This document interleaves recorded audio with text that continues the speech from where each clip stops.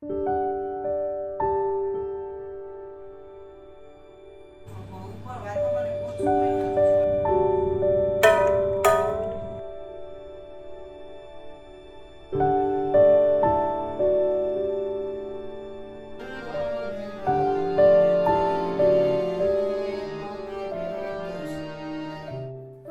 ઊભો થા, જલ્દી મોડું થાય છે.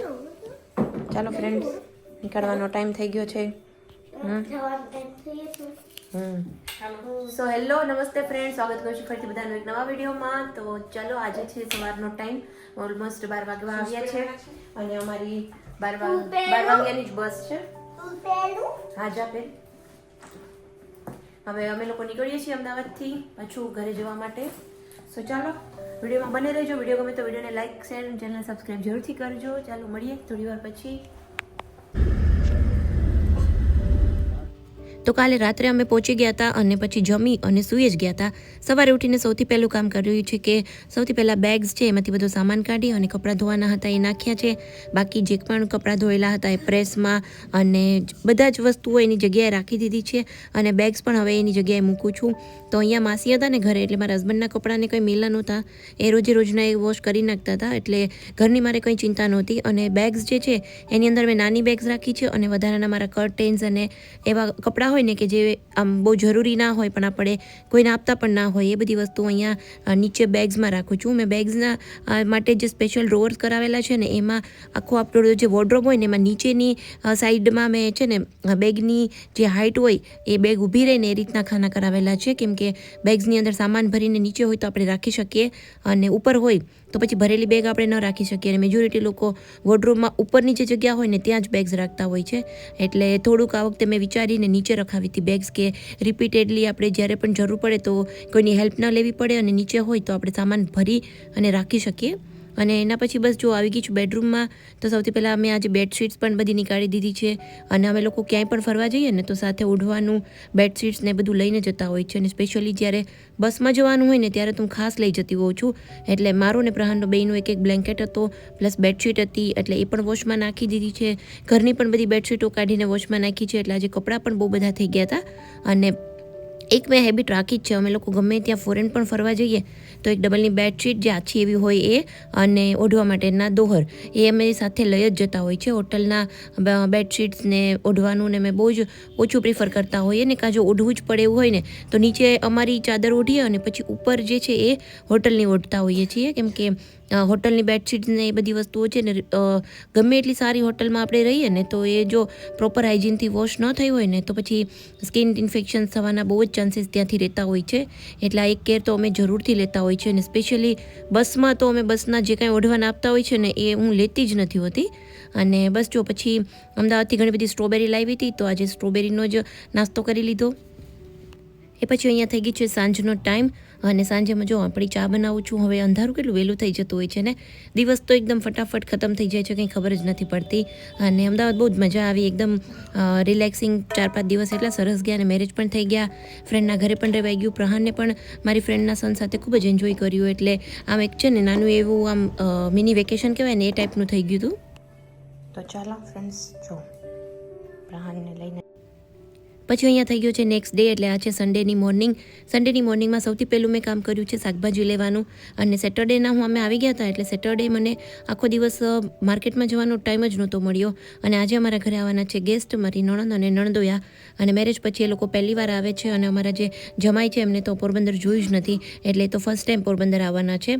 તો અહીંયા એમને માટે રાતે જે કંઈ જમવાની પ્રિપેરેશન્સ કરવાની હતી તો થોડી ઘણી વસ્તુઓ મેં રિલાયન્સમાંથી મંગાવી, નીચે માટે હોસ્પિટલ માટે બી જે કંઈ વસ્તુઓની જરૂર હતી એ પણ સાથે મંગાવી લીધી.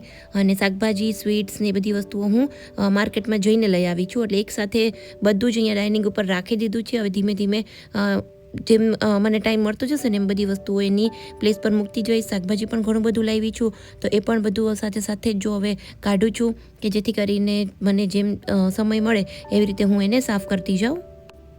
તો આજનું અમારું થોડુંક મેનુ છે પંજાબી થોડુંક શાક બનાવવાનું છે પનીરનું અને સાથે ચાઇનીઝ થોડુંક બનાવવાનું છે.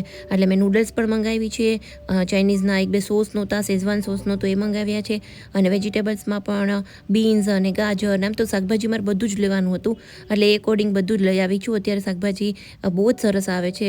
હજી પણ શાકભાજી શિયાળાના ભાવ પ્રમાણે થોડુંક મોંઘું છે પણ આવે છે બહુ જ સરસ. અત્યારે ક્વોલિટી એટલી સરસ આવે ને એમ થાય કે ગ્રીન્સ જ ખાઈએ. તો જો ફ્રેન્ડ્સ, આ બધી વસ્તુઓ છે ને લઈને અત્યારે હું આવી ગઈ છું.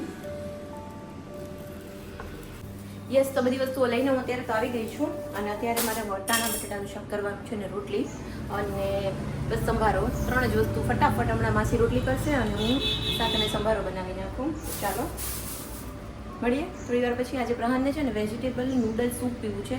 જ્યાંથી અમે લોકો બાલીથી આવ્યા છીએ ત્યાંથી એને બહુ જ ભાવે છે. આની પહેલાં પણ એકવાર મેં બનાવ્યું હતું ત્યારે મેં રેસીપી શેર નહોતી કરી.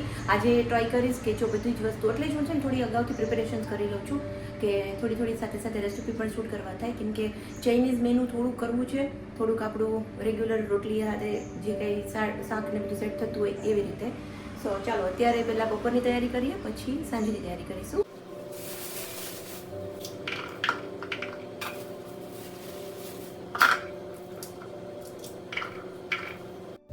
પછી પ્રહાનને વેજીટેબલ સૂપ પીવાની બહુ જ ઉતાવળ હતી એટલે અહીંયા મેં ફટાફટ સૂપ એના માટે તો નહીં પણ બધા માટે થોડું વહેલું બનાવી નાખ્યું છે. અને આવી રીતે સૂપને છે ને ઢાંકીને ઉકાળવાનું એટલે એના જે ફ્લેવર્સ હોય ને એ વરાળ રૂપે બહાર ન નીકળી જાય. એ અંદર ને અંદર જ બધું પાક્યા કરે તો એના જે ફ્લેવર્સ છે ને એ પણ પાણીમાં જ રહે. અને પ્રહાન છે ને અમે લોકો બાલી જઈને આવ્યા ને ત્યારથી નૂડલ્સ સૂપ પીવે છે. ત્યાં આવી રીતના અમે વેજીટેબલ નૂડલ્સ સૂપ લેતા તો એને બહુ જ ભાવતું. એટલે જ્યારે બી એને મન થાય ને એટલે એમ કહે કે વેજીટેબલ નૂડલ્સ સૂપ બનાવી દે. એટલે એના માટે અલગથી મેં નૂડલ્સ છે એ બોઇલ કરીને રાખી છે. 2 ટાઈપની નૂડલ્સ છે, એક પાસ્તા નૂડલ્સ છે અને એક રાઈસ નૂડલ્સ છે. જો એકદમ હેલ્ધીયર ઓપ્શન સિલેક્ટ કરવો હોય ને તો સૂપની સાથે રાઈસ નૂડલ્સ ખાવા જોઈએ. એનો ટેસ્ટ પણ સરસ આવતો હોય છે અને એક હેલ્ધી ઓપ્શન પણ થઈ જતો હોય છે. તો અત્યારે આ શિયાળામાં ને સૂપ પીવાની તો બહુ જ મજા આવતી હોય છે. એટલે થોડું ચાઇનીઝ ટેસ્ટ આવે ને એ ટાઈપનું મેં બનાવ્યું છે. અને અહીંયા ઉપરથી થોડું એવું આપણે જે લીલી ડુંગળીના પત્તા હોય એ એડ કર્યા છે. અને જો ગરમા ગરમ સૂપ રેડી છે અત્યારે શિયાળામાં ને. અને થોડું જો તીખું કરીએ ને તો ઓર મજા આવી જાય. પછી અમે લોકોએ બધું જ જમવાનું બની ગયું હતું. આ લોકો આવી ગયા હતા અને ડિનર પણ અમે લોકોએ કરી લીધું અને પછી અમે ફ્રી થઈ ગયા હતા. એટલે આવી ગયા છીએ પાછળના રૂમમાં પ્રહાનની સાથે એન્જોય કરવા માટે. તો ફઈ, ફુવા અને પ્રહાનના કાકા અને અમે લોકો બધા બેઠા હતા અને એકદમ અહીંયા પ્રહાન બધાને રમાડતો હતો કે ચલો મારી સાથે આપણે કેરમ રમીએ. અને એને ફૂટબોલ રમ્યું ને કેરમ રમ્યું, ખૂબ એન્જોય કર્યું. ફુવા પહેલી વાર આવ્યા હતા એટલે થોડું પ્રહાન માટે પણ આમ એક્સાઇટેડ હતો.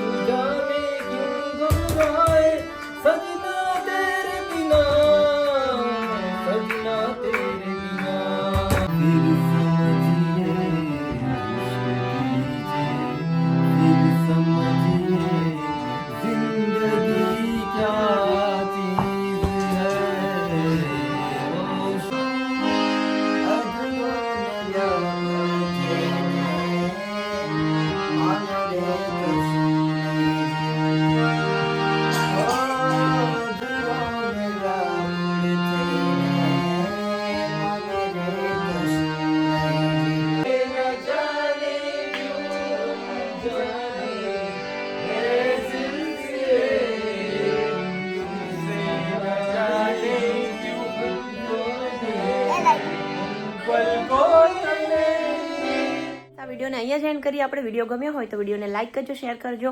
ચેનલ પર નવા હોય તો ચેનલને જરૂરથી સબસ્ક્રાઇબ કરજો. ચલો મળીશું જલ્દીથી એક નવા વિડીયો શેર થાય. ત્યાં સુધી બધાને બાય બાય, આવજો, ટેક કેર.